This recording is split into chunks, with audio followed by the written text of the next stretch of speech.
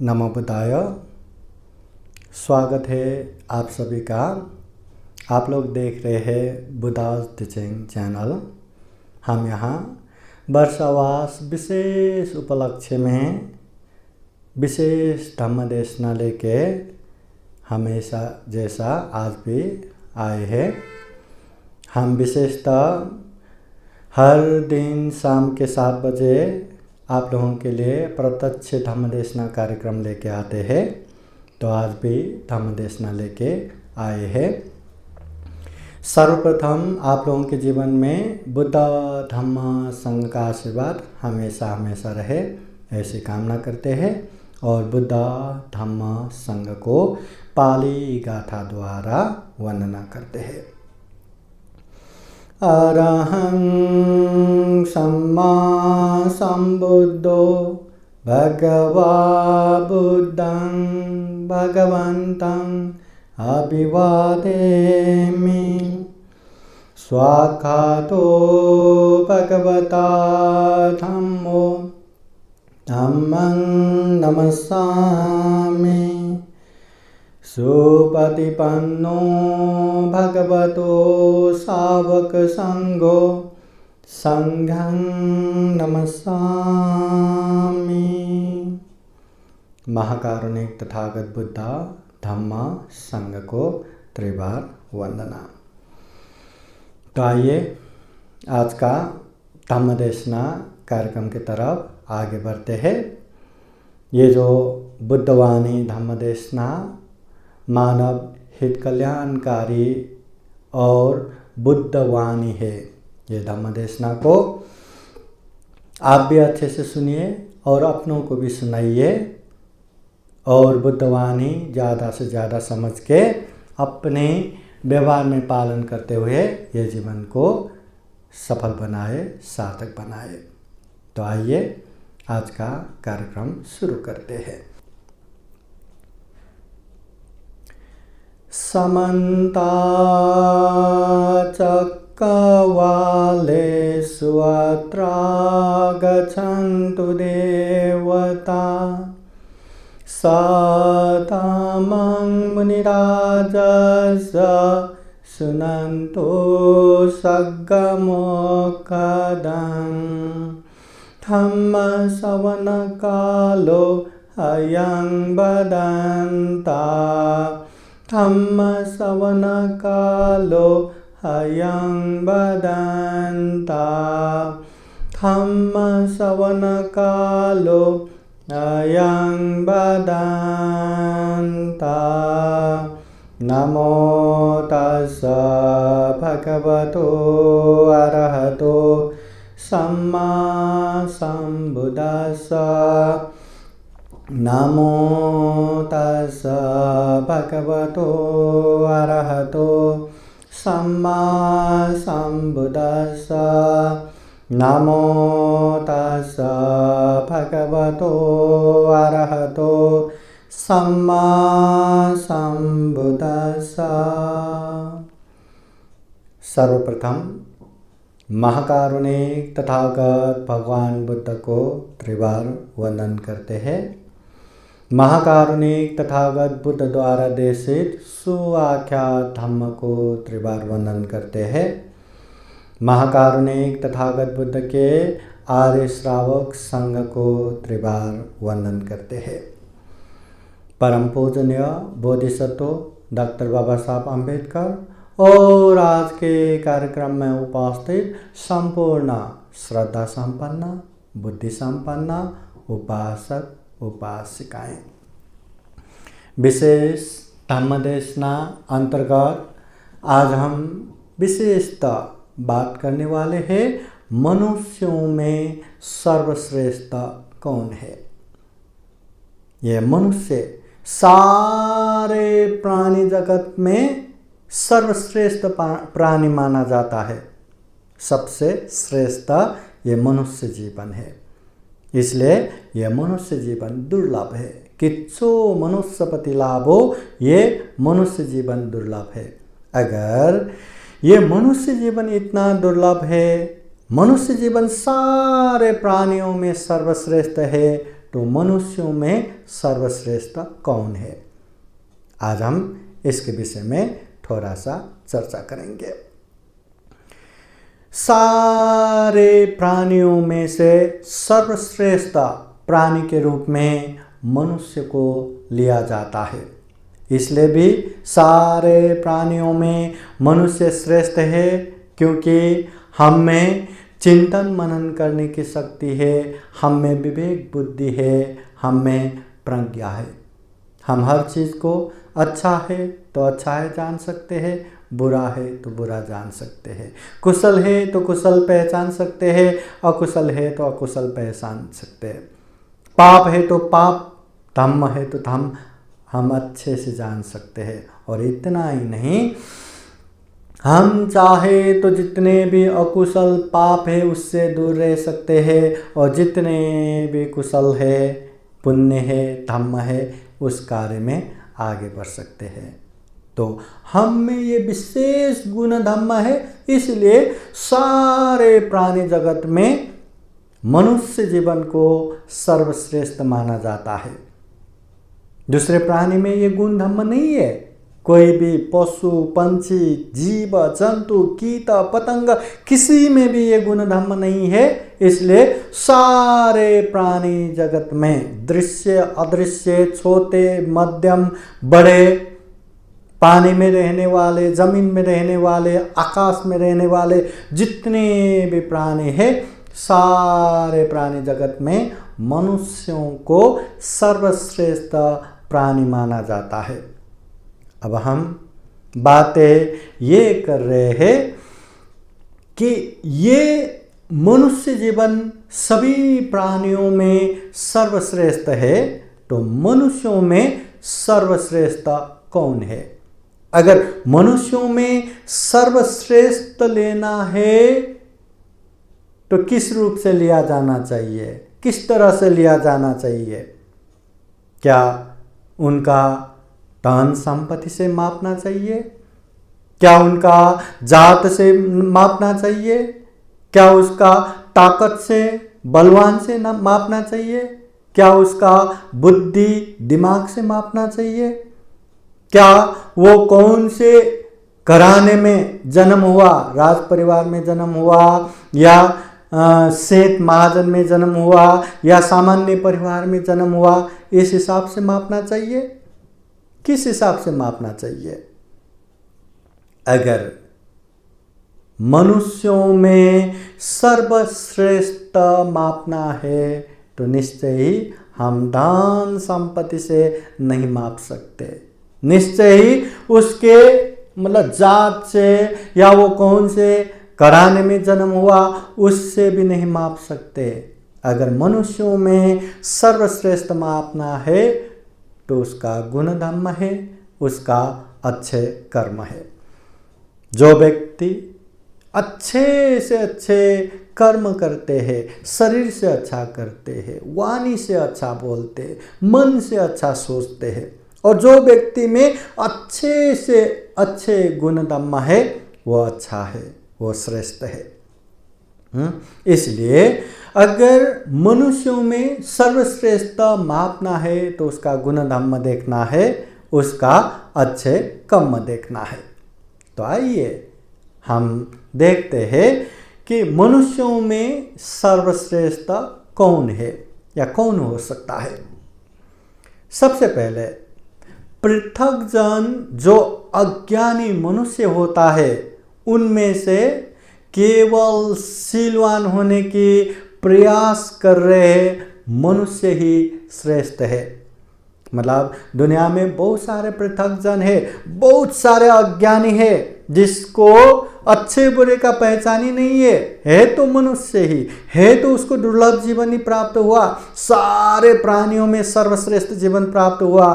फिर भी ऐसे अभागा, ऐसे अज्ञानी इंसान भी है जिसे पाप धर्म पहचान नहीं, जिसे कुशल अकुशल पहचान नहीं।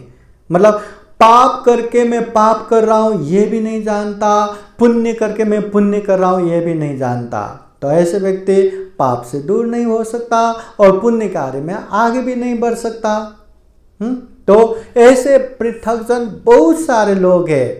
तो ऐसे पृथकजन, ऐसे अज्ञानी लोगों में केवल शील को पालन करने के प्रयास कर रहे हैं, मतलब अपने आप को संयमित करने का, अपने आप अनुशासित रहने का, शीलवान होने का जो प्रयास कर रहे हैं, ऐसे मनुष्य को श्रेष्ठ मानना चाहिए, क्योंकि वो शीलवान होने के प्रयास कर रहे हैं, क्योंकि वो अनुशासन में रहने के प्रयास कर रहे हैं, क्योंकि वो किसी को दुख नहीं देता, हिंसा नहीं करता, चोरी नहीं करता, व्यभिचार नहीं करता, झूठ नहीं बोलता, नशा पता सेवन नहीं करता, या पूर्णतः पालन भी न करे तो वो बहुत सजग सचेत रह के पालन करने के प्रयास कर रहे हैं। जिसको पता ही नहीं, जो पालन ही नहीं करते, उनमें से जो जिसको पता है पालन करने के प्रयास भी कर रहे हैं ना, वो व्यक्ति श्रेष्ठ है, पहला। अभी दूसरा है, जो शीलवान होने के प्रयास में लगे मनुष्य है, उनमें से जो शीलवान गुणवान मनुष्य है वो श्रेष्ठ है। अभी बहुत सारे लोग मिलेंगे जिसको अच्छे बुरे की पहचान है, पाप धर्म की पहचान है, अच्छा नहीं करना चाहिए ये भी जानते हैं, बुरा कर ये अच्छा करना चाहिए ये भी जानते हैं, बुरा नहीं करना चाहिए ये भी जानते हैं, और वो प्रयास भी करते हैं कि मैं बुरा ना करूं, अच्छा करते जाऊं, फिर भी नहीं कर पाते। वो बुराइयों से दूर नहीं हो पाते, अच्छाइयों में आगे नहीं बढ़ पाते। ऐसे लोगों के बीच में जो अच्छे से जितनी भी बुराई है उससे दूर रह पाते हैं, या जितने भी अच्छाई है उसमें आगे बढ़ पाते हैं, अच्छे से शील पालन करते हैं, मतलब हिंसा नहीं करना तो नहीं करना, वो मच्छरों को भी नहीं मारेगा, वो चींटियों को भी नहीं मारेगा, छोटे से छोटे प्राणियों को भी नहीं मारेगा, चोरी नहीं करना तो नहीं करना, व्यभिचार नहीं करना तो नहीं करना, झूठ नहीं बोलना तो नहीं बोलना, नशा पता सेवन नहीं करना तो नहीं करना, बहुत अच्छे से वो शील को पालन करते हैं। तो ऐसे शीलवान व्यक्ति श्रेष्ठ है, जो शील पालन करने की प्रयास कर रहे हैं, जो बुरे छोड़ के अच्छे मार्ग में जाने के प्रयास कर रहे लोगों में, जो बुरा छोड़ के अच्छे मार्ग में जाते हैं, ऐसे शीलवान व्यक्ति श्रेष्ठ है, क्योंकि वो शीलवान है, वो गुणवान है, वो धम्म को अच्छे से जान के पालन करते हैं। फिर तीसरा है, शीलवान गुणवान मनुष्यों में जो दुख मुक्ति के मार्ग फल में प्रतिष्ठित होते हैं, ऐसे श्रोतापन्न व्यक्ति श्रेष्ठ है। मतलब जो शीलवान है, जो गुणवान है, जीवन में खूब अच्छे शील को पालन करके जीवन को अच्छा बनाते हैं, ऐसे शीलवानों को बीच में भी जिसने क्लेश को छेदन करके कम से कम दुख मुक्ति का पहला मार्ग फल श्रोतापति फल में भी पहुंचा हो ना, तो वो निश्चित रूप से दुख मुक्त निर्वाण होना ही है। उसमें आजीवन दृढ़ रूप से बुद्ध के प्रति, धम्म के प्रति, संघ के प्रति श्रद्धा रहेगा। कोई भी हालत में, किसी भी मौके पर वो शील को नहीं बिगाड़ेगा। ऐसे गुण धम्म युक्त श्रोतापति फल प्राप्त व्यक्ति श्रेष्ठ है शीलवान गुणवानों के बीच में। शीलवान गुणवान भी बहुत श्रेष्ठ है, उन लोगों के बीच में ये श्रोतापति फल प्राप्त व्यक्ति श्रेष्ठ है। फिर उससे आगे जो श्रोतापति फल प्राप्त व्यक्ति है, उनमें से भी जो उससे भी आगे निकल के सकिटागामी फल प्राप्त करते हैं, वो व्यक्ति श्रेष्ठ है। क्योंकि श्रोतापति फल प्राप्त करने के लिए 3 क्लेश को नाश करते हैं, तो सकिटागामी फल प्राप्त करने के लिए उससे आगे बढ़ के और भी क्लेश को नाश करते हैं। श्रोतापति फल प्राप्त व्यक्ति कम से कम 7 जन्मों में निर्वाण प्राप्त करते हैं, तो सकिटागामी व्यक्ति एक ही बार मनुष्य जीवन प्राप्त करके उसके बाद निर्वाण प्राप्त करते हैं। मतलब गुण धम्म में वो और ऊपर पहुंच गया, क्लेश नाश करने में वो और आगे निकल गया, श्रोतापति फल से वो और ऊपर बढ़ गया। इसलिए श्रोतापति फल प्राप्त अनेक अनेक उपासक उपासिकाएं भिक्षु भिक्षुणियों में जो सकिटागामी फल प्राप्त करते हैं वो श्रेष्ठ रहता है। हाँ, फिर उससे भी आगे जो सकिटागामी फल प्राप्त उपासक उपासिकाएं भिक्षु भिक्षुणी रहता है, उनमें से जो अनागामी फल प्राप्त करते हैं वो श्रेष्ठ रहता है। क्योंकि अनागामी फल प्राप्त होते होते मन के बहुत सारे क्लेश खत्म होता है, मन के राग भी खत्म होता है। इसकी वजह से उसका फिर से ये मनुष्य भूमि में, ये काम लोक में जन्म होने की जरूरत नहीं, वो वहां से ब्रह्मलोक जाके वहीं से निर्वाण को प्राप्त कर लेगा। मतलब बहुत सारा क्लेश अभी खत्म हो गया, बहुत गुण धम्म में आगे पहुंच गया। इसलिए निश्चित रूप से सकिटागामी फल से भी वो ऊपर हो गया, श्रेष्ठ हो गया। इसलिए जो भी सकिटागामी फल प्राप्त व्यक्ति है, भिक्षु भिक्षुणी उपासक उपासिका है, उनमें से जो अनागामी फल को प्राप्त करते हैं वो श्रेष्ठ रहता है, वो उत्तम रहता है। अभी उससे भी आगे बढ़ के जितने भी अनागामी फल प्राप्त भिक्षु भिक्षुणी उपासक उपासिकाएं हैं, उनमें से भी जो अरहत फल प्राप्त करते हैं, जो अरहत होते, सारे शत्रुओं को नाश करके, सारे के सारे क्लेश को निर्मूल करके जो दुख मुक्त निर्वाण प्राप्त करते हैं, जो अरहंत होते हैं, वो श्रेष्ठ होता है, वो उत्तम होता है। एक बार निर्वाण प्राप्त करने के बाद इसी जन्म में वो दुख मुक्त हो गया। अभी वो सारा क्लेश खत्म कर चुके हैं, सारा कम क्षय कर चुके हैं, सारे संस्कार खत्म कर चुके हैं, भवचक्र खत्म है, दुख चक्र खत्म है। बस जो है जैसा है तटस्थ भाव से भुगतता जाएगा, प्रतिक्रिया नहीं करेगा, न राग बनाएगा, न द्वेष बनाएगा, न मोह बनाएगा। बस यही जन्म तक है, ये जन्म के बाद दुख मुक्त हो गया। मतलब यही जन्म में जिसने सभी तृष्णाओं को क्षय करके निर्वाण प्राप्त कर लिया, मन के सारे क्लेश रूपी शत्रु को खत्म करके अरहत हो गया, वो श्रेष्ठ है अनागामी लोगों के बीच में भी। मतलब जो अरहंत हो गया, जो दुख मुक्त हो गया, बहुत बड़ा पारमिता लगता है। बहुत बड़ा पुण्य पारमिता पूर्ण करने के बाद, सारे के सारे मन के क्लेश खत्म करने के बाद, 10 प्रकार के क्लेश को भी निर्मूल करने के बाद, जब किसी भी प्रकार के क्लेश शेष नहीं रहता, बाकी नहीं रहता, ऐसे अवस्था दुख मुक्त निर्वाण है, दुख मुक्त अरहंत है। अरहंत के बाद फिर से ये दुख चक्र नहीं होता, ये भव चक्र नहीं चलता। वो जन्म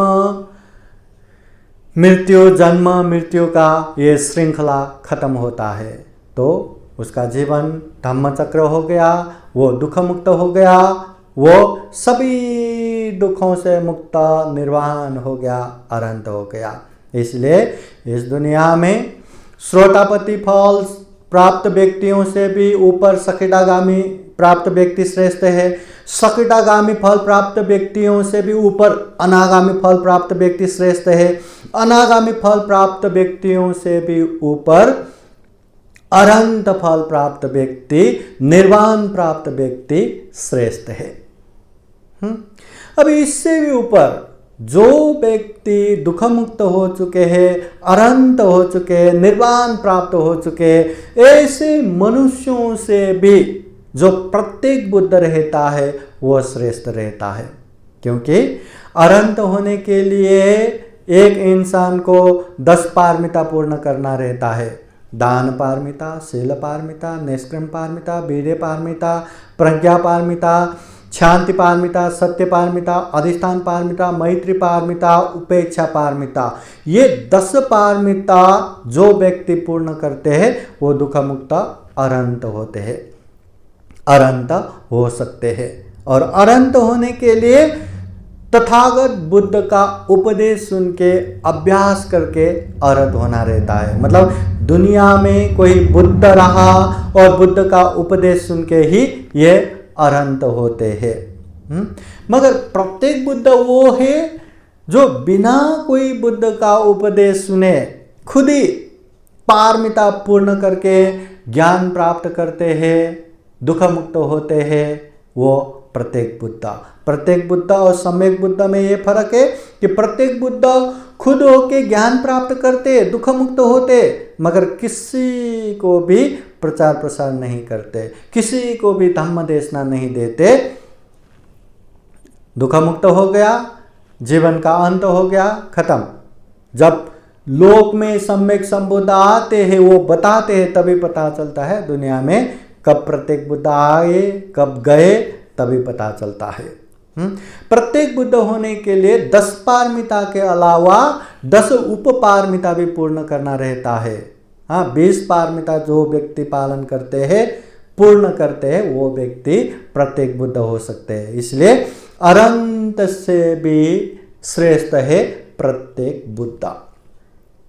अभी प्रत्येक बुद्ध से भी ज्यादा स्वयं तथागत सम्यक संबुद्ध होके बहुजन हिताय और बहुजन सुखाय के लिए जो चारिका करने वाले, जो धम्म प्रचार प्रसार करने वाले, गांव नगर जनपद देश देशांतर चारिका करने वाले सम्यक संबुद्ध ही श्रेष्ठ और उत्तम होता है। मतलब प्रत्येक बुद्ध से भी ज्यादा श्रेष्ठ सम्यक संबुद्ध रहता है। अभी सम्यक संबुद्ध होने के लिए 10 पारमिता भी पूर्ण करना रहता है, 10 उपपारमिता भी पूर्ण करना रहता है, 10 परमत्थ पारमिता भी पूर्ण करना रहता है, 30 पारमिता पूर्ण करना रहता है। जो व्यक्ति अनंत होना है 10 पारमिता, जो व्यक्ति प्रत्येक बुद्ध होता है उसको 10 उपपारमिता, 20 पारमिता। जो व्यक्ति सम्यक संबुद्ध होना है उसको 30 पारमिता पूर्ण करना रहता है 10 परमत्थ पारमिता के साथ। अभी जैसे दान पारमिता बोले तो दान देना, अपने पास जो भी है दूसरों के हित कल्याण के लिए दान देना, ये दान पारमिता हो गया। कभी भी नहीं रुकना, बस देते जाना। अभी दान उपपारमिता बोले तो अपने शरीर का अंग प्रत्यंग भी दूसरों के हित कल्याण के लिए दान देना। किडनी चाहिए किडनी, हृदय चाहिए हृदय, खून चाहिए खून, हाथ चाहिए हाथ, पैर चाहिए पैर, आंख चाहिए आंख। इस तरह शरीर के अंग प्रत्यंग भी दान देना, ये दान उपपारमिता। और दान परमत्थ पारमिता बोले तो अपने जान प्राण जाए तो भी दान देना, मतलब खुद मर के भी दान देना। जैसे कोई मतलब हाथ दान देते हैं तो वो तो जिंदा थोड़ी ना रहेगा, मर जाएगा, मगर मरने के बाद भी, मर के भी जो दान देते ये परमत्थ पारमिता। ऐसे एक्सट्रीम, ये अति दान केवल बुद्ध ही दे सकते हैं, सम्यक संबुद्ध बनने वाला ही दे सकते हैं, बाकी नहीं दे सकता। इसलिए दुनिया में सम्यक संबुद्ध सबसे श्रेष्ठ रहता है। और सम्यक संबुद्ध इस माने भी श्रेष्ठ है कि खुद मेहनत करके 4 आर्य सत्य ज्ञान को बोध करके बुद्ध तो बनते ही है, जीवन भर लोगों के हित कल्याण के लिए गांव नगर जनपद देश देशांतर चारिका करके धम्म प्रचार प्रसार भी करते हैं।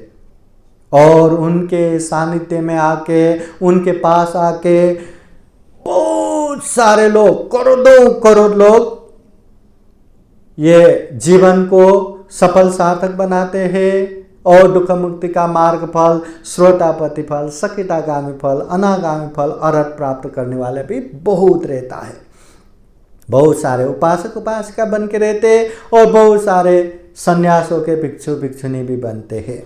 हाँ, इसलिए दुनिया में गुण धम्म और उसके अच्छे कर्म से मापा जाए तो दुनिया में सबसे श्रेष्ठ और सबसे उत्तम मनुष्य सम्यक संबुद्ध है। तथागत भगवान बुद्ध अपने ही गुण धम्म और बुद्धत्व ज्ञान से ही लोक में शांति के अग्रनायक कहलाए, अनंत सुगत लोक विज्ञ कहलाए, महापुरुष युग पुरुष और महामानव कहलाए, भगवान कहलाए, ये तथागत बुद्ध। इसलिए इस दुनिया में सबसे श्रेष्ठ, सारे प्राणी जगत में मनुष्य को सर्वश्रेष्ठ प्राणी माना जाता है। मनुष्यों में गुण धर्म के हिसाब से देखा जाए तो जितने भी अज्ञानी है, जितने भी पृथक जन है, उसमें से जो कम से कम ज्ञान के मार्ग पे चलने वाले, जो कम से कम शीलवान होने के प्रयास कर रहे, संयमित होने के प्रयास कर रहे, वो इंसान श्रेष्ठ है। संयमित बनने के प्रयास कर रहे, शीलवान होने के प्रयास कर रहे इंसानों में जो शीलवान बन चुका है, जो गुणवान है, ऐसे व्यक्ति श्रेष्ठ है। जो शीलवान है, जो गुणवान है, ऐसे व्यक्तियों में भी, ऐसे मनुष्यों में भी जो उससे भी ऊपर उठ के मन के क्लेश को थोड़ा थोड़ा खत्म करके बहुत सारे गुण धर्म को आगे बढ़ा के जो दुख मुक्ति का पहला मार्ग फल श्रोतापति फल पहुंचा, तो वो श्रेष्ठ हो गया। श्रोतापति फल से भी ऊपर उठ के दुख मुक्ति का दूसरा मार्ग फल सकीटागामी फल पहुंचे, तो वो श्रेष्ठ हो गया। सकीटागामी फल से भी ऊपर उठ के जो अनागामी फल प्राप्त करते हैं, वो श्रेष्ठ हो गया। और उससे भी ऊपर उठ के जिसने दुख मुक्त अनंत मार्ग फल प्राप्त किया, वो श्रेष्ठ हो गया। वो अनंत, वो निर्वाण प्राप्त व्यक्तियों में, मनुष्यों में भी जो प्रत्येक बुद्ध है, वो श्रेष्ठ है। और सबसे उत्तम और श्रेष्ठ सम्यक संबुद्ध है। दुनिया में जो सम्यक संबुद्ध, वो सबसे श्रेष्ठ उत्तम है।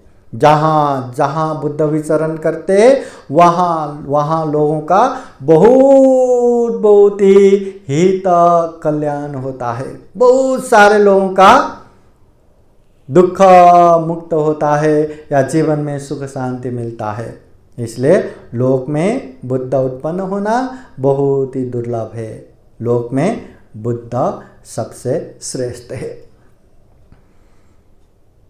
बौद्ध जगत में जो धम्मपद ग्रंथ है, धम्मपद ग्रंथ के अनंत वर्ग के 8 गाथा के रूप में महाकारुणिक तथागत बुद्ध का एक उपदेश उत्तम पुरुष के विषय में इस तरह भी आते हैं। असद्दो अकतन्यो च संधिच्छेदो च यो नरो हतावकाशो वंतासो सवे उत्तम पोरिसो। असद्दो अकतन्यो च अर्थात महाकारुणिक तथागत बुद्ध कहते हैं, अंधविश्वास से रहित, निर्वाण के ज्ञानी, जन्म मरण से रहित होके सभी तृष्णा काट चुके मनुष्य ही उत्तम पुरुष है। तथागत बुद्ध भी कहते हैं, यह उत्तम पुरुष किसको मानना चाहिए?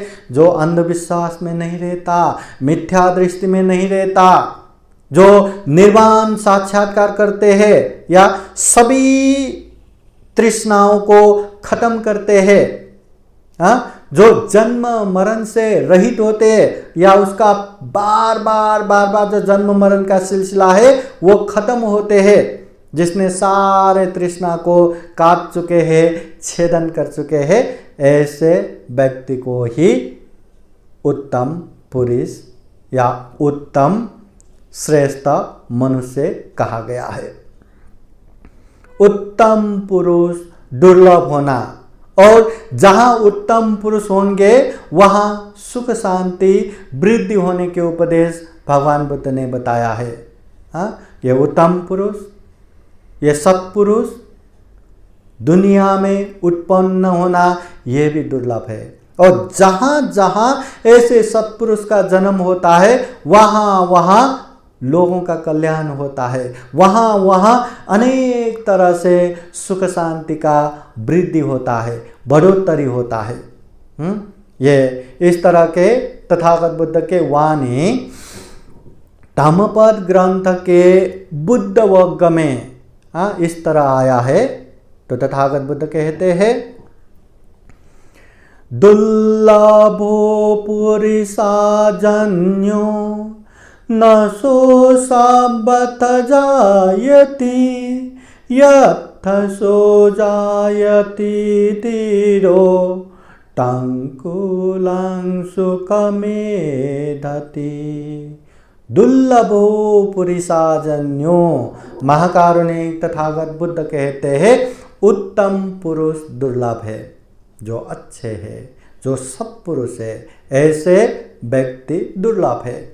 नहीं तो दुनिया में देखे तो सारे प्राणियों में मनुष्य होना ही दुर्लभ है, इतना कम है मनुष्य। मगर इतने सारे मनुष्यों में जो अच्छा है, जो शीलवान गुणवान है, जो उत्तम है, ऐसा व्यक्ति दुर्लभ है।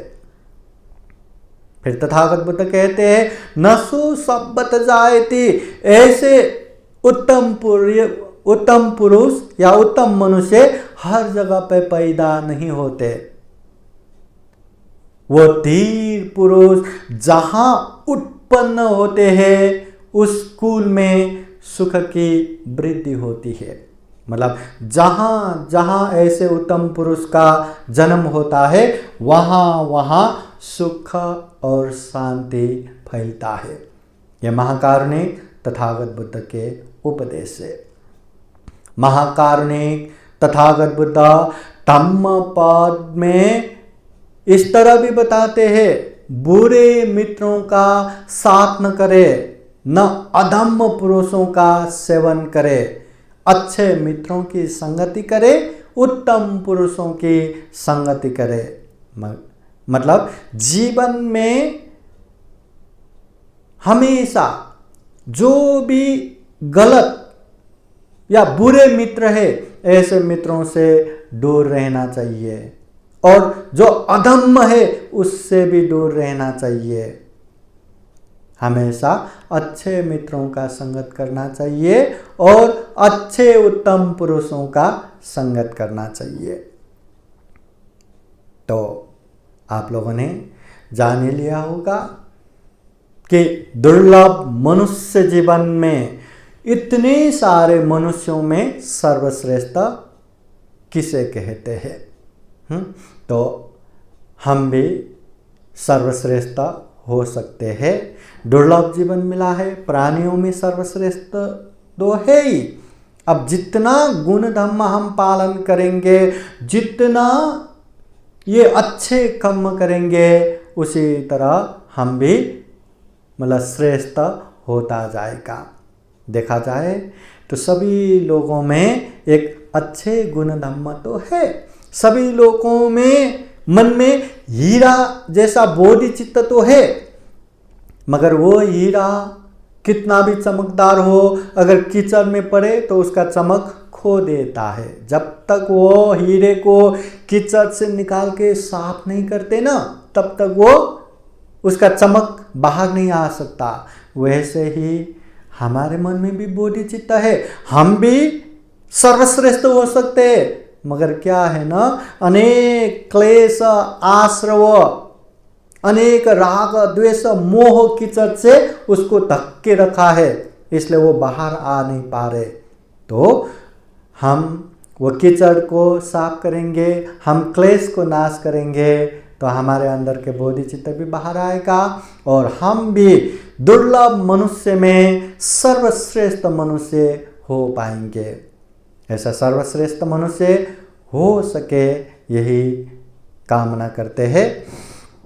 और ये भी कामना करते हैं कि जीवन में खूब सारा पुण्य कर सके, खूब सारा धर्म कर सके, अच्छे से अच्छे कुशल कर्म करते हुए ये दुर्लभ या अमूल्य, ये सर्वश्रेष्ठ मनुष्य जीवन को सफल बना सके, सार्थक बना सके, सभी दुखों से मुक्त, जिसे विमुक्ति सुख कहते हैं, वो निर्वाण सुख भी प्राप्त कर सके, ऐसी कामना करते हुए आज का ये धम्म देशना यहीं समापन करते हैं। सबका मंगल हो, सबका कल्याण हो। भवतु सर्वमंगलम्। साधु साधु साधु। धम्म देशना के अंत में आप लोगों को बुद्धवाणी पाली गाथा द्वारा आशीर्वाद देते हैं। आप लोगों के जीवन में बुद्ध का आशीर्वाद हमेशा रहे, धम्म का आशीर्वाद हमेशा रहे, संघ का आशीर्वाद हमेशा रहे। आशीर्वाद ग्रहण करने के लिए सब लोग हाथ जोड़ के शांति से बैठिए। सबेतियो विवाजान्तो सब्बरोगो विनाशतो माते भवतु अन्तरायो सुखी दीर्घायुको भव। भवतु सर्वमङ्गलं रक्षन्तु सर्वदेवता सर्वबुद्धानुभावेन सदा सोत्थे भवन्तु ते। भवतु सर्वमङ्गलं रक्षन्तु सर्वदेवता सर्वधर्मानुभावेन सदा सोत्थे भवन्तु ते। भवतु सर्वमङ्गलं रक्षन्तु सर्वदेवता सर्वसङ्घानुभावेन सदा सोत्थे भवन्तु ते।